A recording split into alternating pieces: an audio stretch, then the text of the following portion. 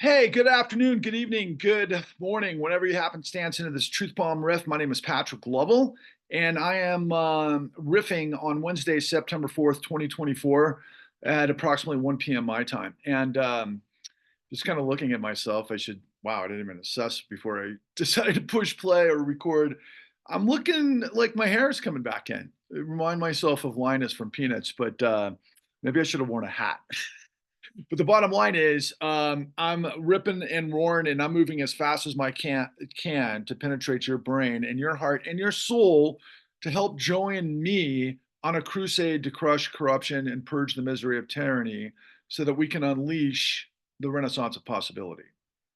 We call this the Clean New Deal. You can find that. We've just created this incredible website, and you can see pretty much the lay of the land if you happen to have seen kind of like excerpts of what I'm talking about and kind of wondering, who is this guy, Patrick Lovell, and what is he all about? If you saw me on social media, on X particularly, that's the only one I actually use these days, even though it's a cesspool of insanity, and I'll address that momentarily. But I'm also, of course, on YouTube, and people share this in other places as well. But this website that we created has the whole story, and we're going to add a couple more pieces. But it's the revelation of the largest criminal conspiracy and cover-up in history, but with a plan that says what is and reveals what is to basically create a path forward to what could be, i.e., the renaissance of possibility. And you can find that. I don't think I mentioned the website at www.thecleannewdeal.org. And I recorded an interesting spaces on X this morning where I really laid out a lot more information than I had anticipated. I thought I was going to do like a 15-minute sort of truth bomb, if you will, on X, because I'm experimenting with spaces because you can do it live and it's been interesting. But I'm trying every way, shape, or form to try to get to as many people as possible.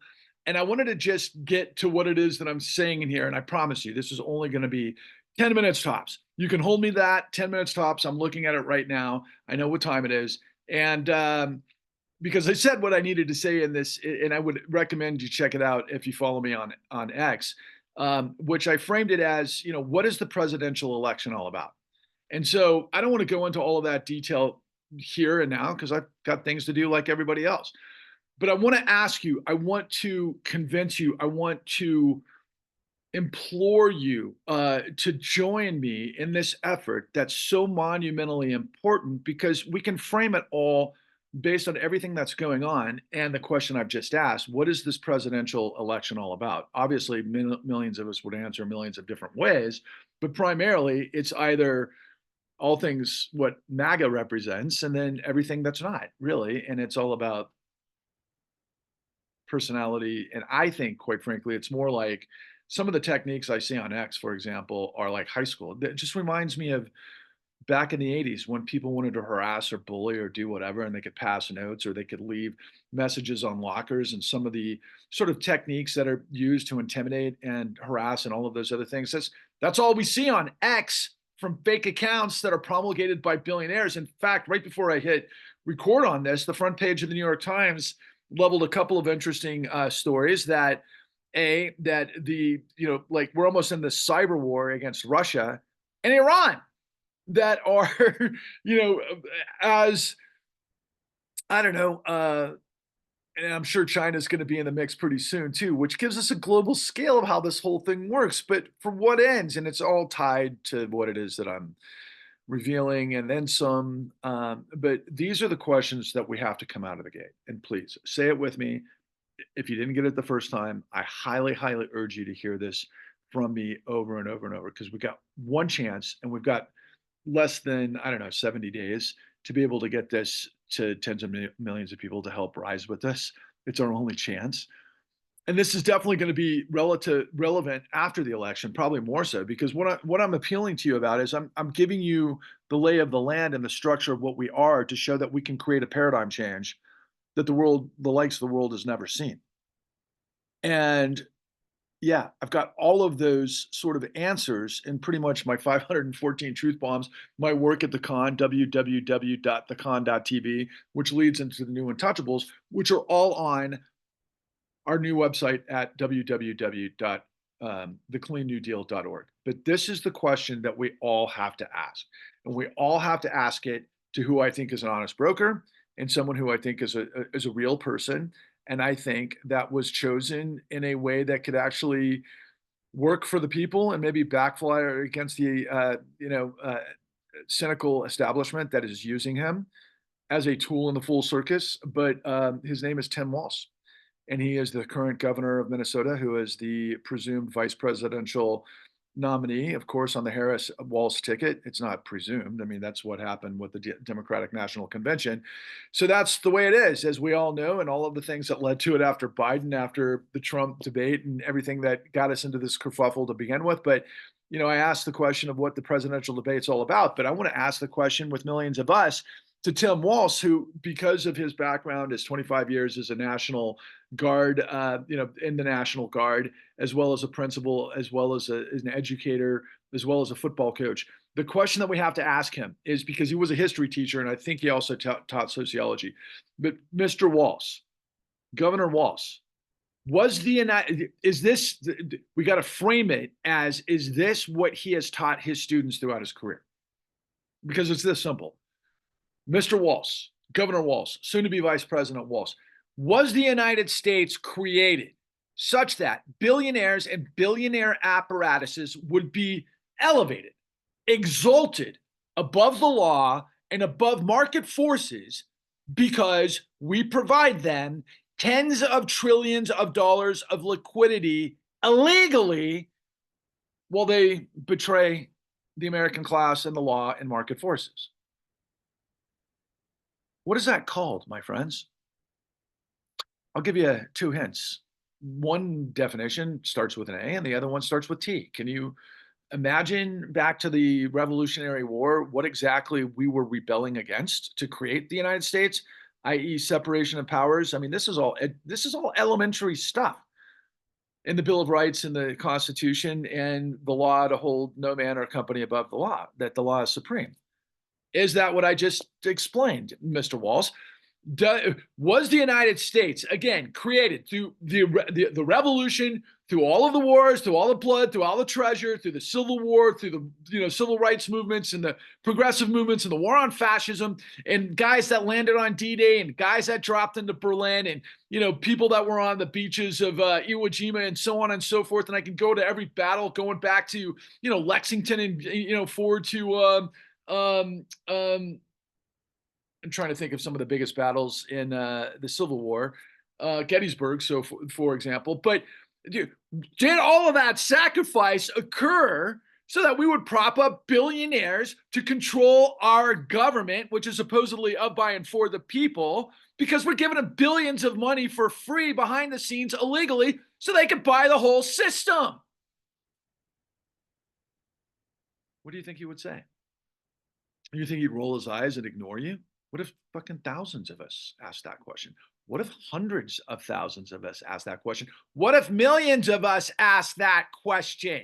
Do you think that they would be forced to answer the question? Because if Vice President Tim Walz said, for example, what are you, crazy? That's not what we are. Oh yeah, Tim, that's exactly what we are. How do I know? How do you know? Well, you've got www.thecleannewdeal.org. And the way you formulate really the questions to understand, and I'll just make this quick and then I'll be done with it, guys. Thank you for tuning in. Please spread the word. Hashtag truth is marching. Patrick Lovell, or hashtag Patrick Lovell, the producer. Hashtag the $71 trillion truth. Hashtag the Clean New Deal. Okay? This is how we fight these billionaires that have completely control of everything, and they're griftoping us every single day, as we see with Elon Musk and the tens of millions of lies through the fake accounts like Marjorie Gangrene and Horan Hobart and all the rest of these scumbags that aren't even real. I mean, they are real, but they're fake accounts. I mean, this is all the stuff that Russia's involved with the New York Times is saying, oh yeah, we've got this plan to be able to, through our intelligence agencies, thwart what we're seeing every single moment on X, who's this billionaire who's just the perfect embodiment of all of this. And I'm sorry to say that, because at one point I thought that Elon Musk was almost like the savior of paradigm change because of the electric car industry and everything that he's involved with. But I was wrong. Yeah, that's very unfortunate. But the four questions that we have to ask, just like Passover, for those of you who celebrate Passover, and yeah, this is biblical. So, what is the relationship between one, qualified immunity, two, the electoral college, three, presidential immunity, four, the illegal use of Federal Reserve Act 13.3? Do you know what qualified immunity is? Well, it means that the police can basically kill anyone and say that they did it in self-defense. I think the only time I haven't seen that in recent memory was in the Floyd case, right? Because they were convicted, and then all the stuff that's happened since. So I'm not sure what exactly happened with qualified immunity in that, but it does in most cases around the country. What that means is that cops are above the law. They're above questioning. They're above discovery. I mean, do I want the police to be able to defend themselves or stop a riot or stop terrorists or anything else and maybe, if necessary, use lethal force? I do, but not just randomly. And I've always thought of myself actually like if I were a cop in those positions, might I use, for example, I don't know, some sort of chemical spray or electric, shock rather than pull out my gun and shoot to kill sort of thing? I know it's difficult, very, in circumstances that are happening very fast, but at the same time, it's kind of like, yeah, but what if you're like Denzel Washington's character in Training Day? You're dealing drugs, planning drugs, working with the cartels to line your own pockets while you're murdering everybody in the neighborhood. That's not America. Those are cartels and death squads in other countries. That's not the United States of by and for the people where the integrity of law is supreme. Get it? It's a perversion of power. Okay, so then what is the Electoral College? Well, it was meant to create balance, but at the same time, in 2024, a state like Wyoming that has an exorbitant amount of billionaires because of the way that they have their tax strata run, could have as much, probably legislative influence as the state of California with 50 million people. That's ridiculous. That's got to change. But ultimately, it's got to change because a lot of things have come out of the Electoral College that's led to a corrupt Supreme Court. And then also, we're learning more and more and more, and we're going to see it in this next election cycle. We all know that MAGA is already priming that whatever the outcome is, they're not going to accept anything but victory. And we've already seen in the last insurrection, in the last lies that we're winding up in Fonnie Willis's RICO case, that there's an electioneering scheme using fraudulent forgeries of signatures to steal the Electoral College. And as it turns out, this isn't the first time in history that happened, which was news to me. It's actually happened quite a bit, more than I've ever had a clue of. But that's one of the things that we're dealing with the Electoral College. Once again, a perversion of power, a rule by the minority, what the Republicans affectionately say is a constitutional republic, which is a perversion of power. It's not democracy. You don't live in a democracy. This election cycle isn't about a democracy. Yeah, the presidential election is a national election where, yeah, the numbers do count and there's a lot of crazy things going on. But I think shit's going to hit the fan because they've already laid the groundwork for the terrorism that's coming next. They're all in to win, and man, they've already put together a global consortium of billionaires and Putin and Saudi and religious theocracy and white supremacy and all the rest of it. That's always been there all along, by the way. But yeah, it all happens to be tied into big oil and big money and military industrial and all that kind of stuff. And the friend of my friend is my enemy, but you know what? Money is a great sort of conjoiner of allies, right? Like I said all the time, if your actions aren't aligned with your principles, you're in disarray or you're perverted, which is what this is all about, right? And so the fourth part of that is the illegal use of the Federal Reserve Act 13.3. I'm not going to go into the whole thing right now. I'm just going to tell you that we have given tens of trillions of dollars illegally to this apparatus that is above the law and market forces so that they could skull fuck the United States, particularly the middle class and everybody who does follow the law. So the question is, why do you have your head in the sand? Why do you think that you've got a better choice here, even though you do have a better choice? I mean, I've said it before and I'll say it again, man. There's no way Donald Trump can win. Yes, the only choice we have is Kamala Harris. Kamala Harris was built in the actual machine that came out of the 2008 great financial crisis that had to turn my mind inside out to understand how all of this works. And I could go at length and talk about Miss Harris's history, but she wants to turn the page. So, okay, so let's etch a sketch all that. And let's just simply ask her vice presidential pick, did the United States exist to create a billionaire class that's above the law and market forces that could get money illegally to basically pervert everything and control our government? That's the question. Do any of you know why the United States was born to begin with? Are you aware that we had a thing? I mean, you all have heard about July 4th, haven't you? That's to ratify or launch the Bill of Rights and the Constitution, which is the Declaration of Independence. But we didn't ratify the Constitution until 1788. Yeah, something like that. And it came out of the Articles of Federation. So there was an evolution. So everything didn't just happen on July 4th, 1776, but it was the Declaration, which is the causality to rebel against tyranny. What is it that the system that I'm revealing to you is, if it's above the law and above market forces, that has the full faith and credit of the country to feed through its own blood, if you will, those at the top? That's tyranny. It's an aristocracy. That's what we are. So what is the election about? Okay, well, look, everybody's talking about Project 2025, right?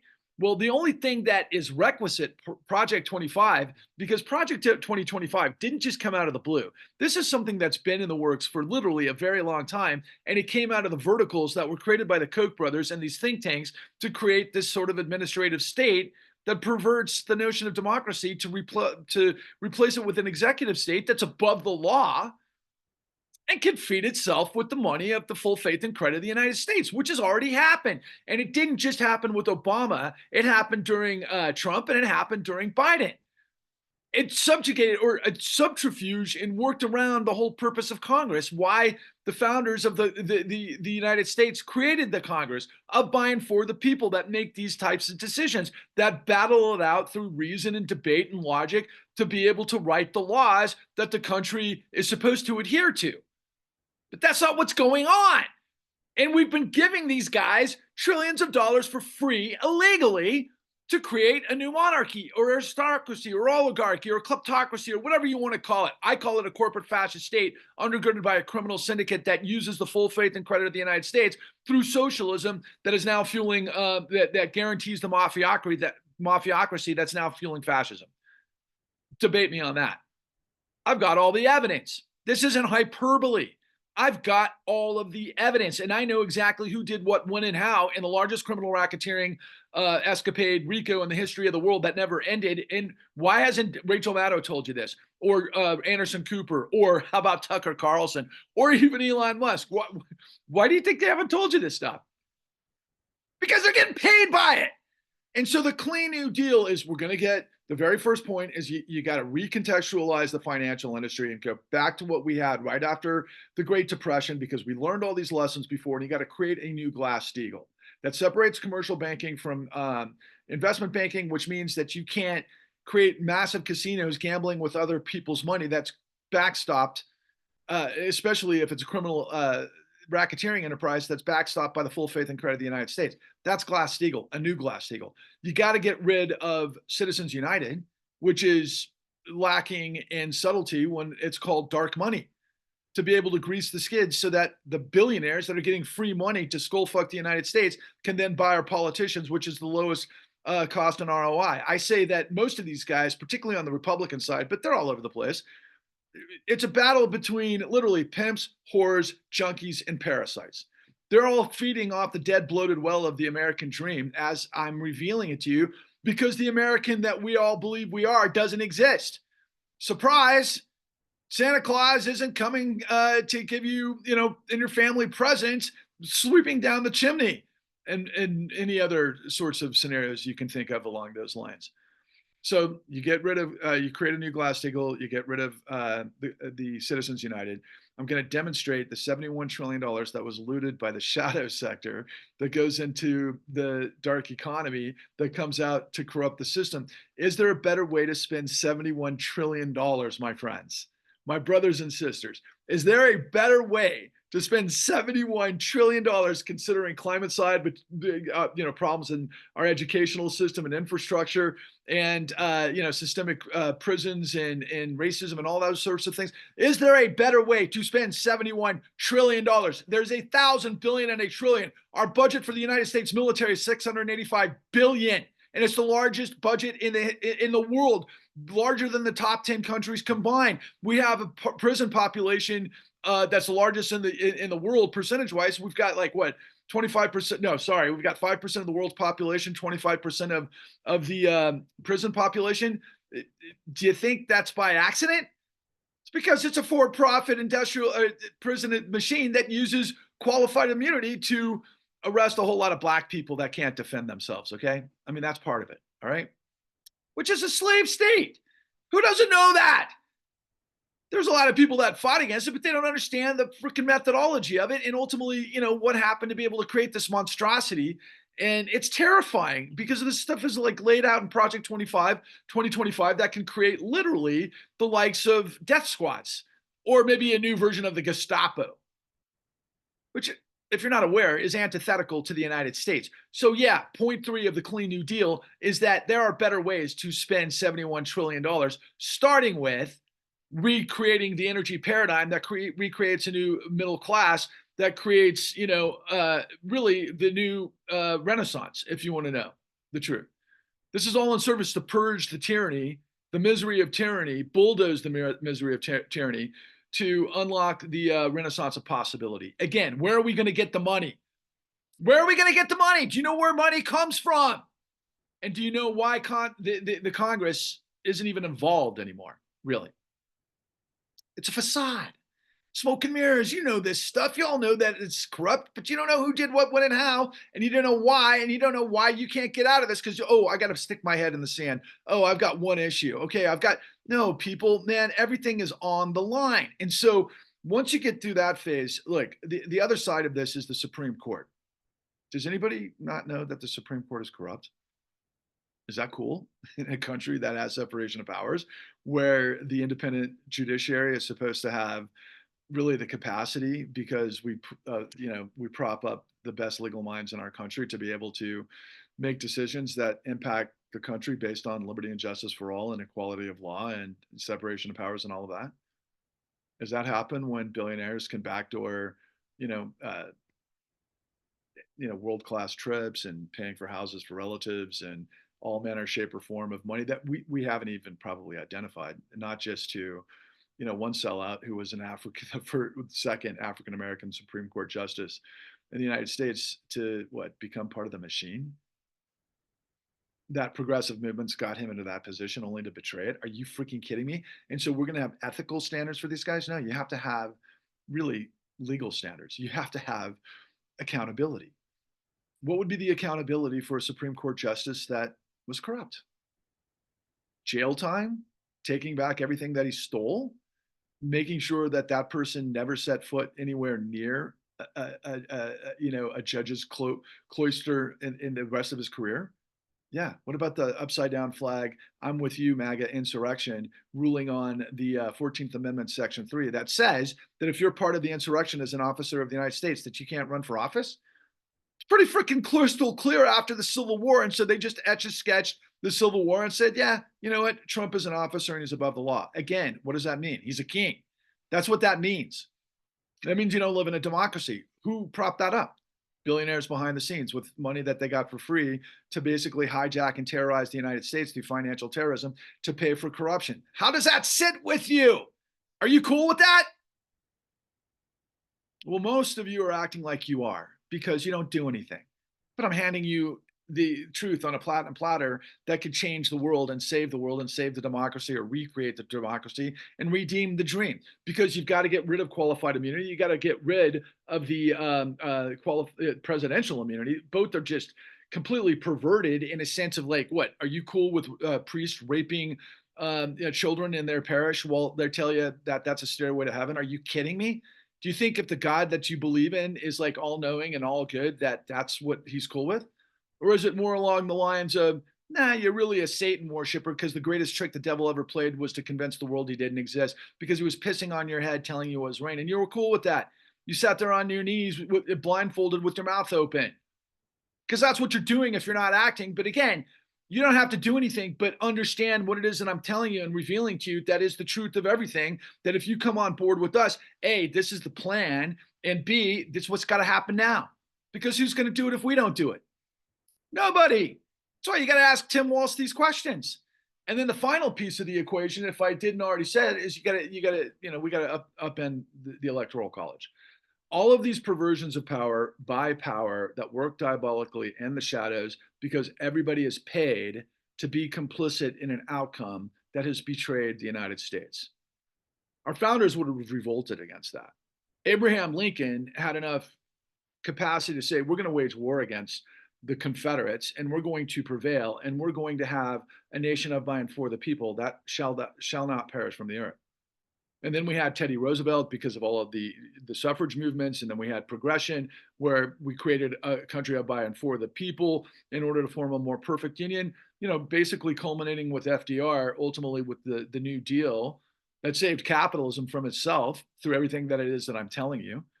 And then ultimately, paved the way for the civil rights movements that would lead to